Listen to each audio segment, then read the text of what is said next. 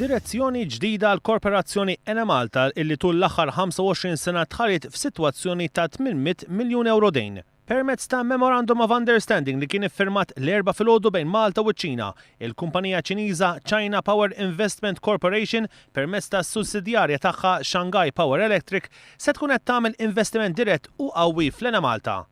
Dan il-pass se jfisser tnaqqis sostanzjali fid-dejn tal-korporazzjoni li kienet ikollu effett negattiv fuq il-credit rating li jingħata pajjiżna minn aġenziji barranin.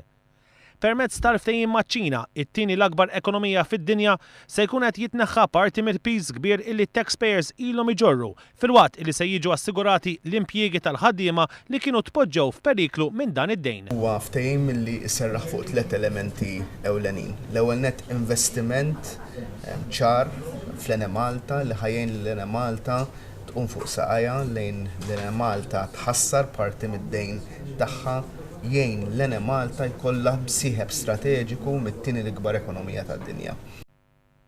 Il-Memorandum of Understanding kien iffirmat mill-Ministru għall-Enerġija Konrad Mizzi u minn Lu Qizu, il-kap eżekuttiv ta' China Power Investment Corporation, wara laqgħa li l-Prim Ministru Malti Joseph Muscat kellu mal-Prim Ministru Ċiniż f'Daljan iċ-Ċina. Il-Memorandum of Understanding huwa frott ta' xhur ta' negozjati. Il-valur ta' investiment se jkun determinat wara t-taħdidiet li ġie deċiż li jiġu konklużi fis-sitt xhur li ġejjin. Iċ-Ċiniżi se jkunu azzjonisti ta' minoranza bil-kontroll ta' l-Ena Malta jibqa' fidejn il-Gvern Malti.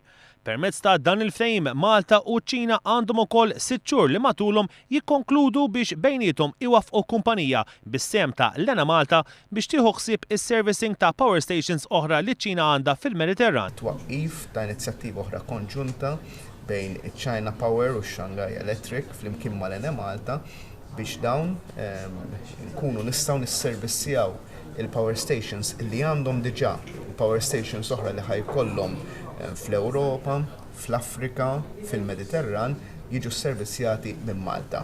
Dan għax jafu li hemm ħaddiema kapaċi f'pajjiżna li jagħmlu dan l-affarijiet kollha. Se tkun esplorata wkoll il-possibilità li jiġu maqda il-pannelli fotovoltaiċi f'pajjiżna, kif ukoll li jsiru installazzjonijiet bisħab kemm f'Malta kif ukoll f'pajjiżi oħra.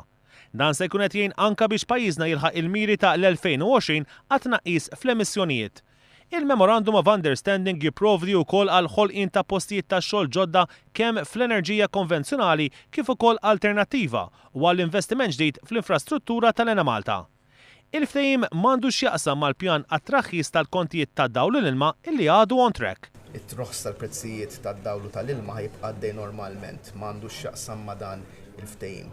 Aħna mill-ewwel għedna ma wkoll illi il-pjan tagħna traħħis fil-kontijiet tad-dawl u l-ilma jibda jgħin biex isolvi il-problema tad-dejn tal-Ena Malta, problema li qed tinġemma l-25 sena sħaħ. Permezz dan il-ftehim lan tagħna huwa ftehim illi jlaħħaq 20 ta' miljuni. Lan tagħna huwa illi inħassru parti minn dak id-dejn. Dan jagħmel effett pożittiv fuq il-pajjiż mal-ewwel.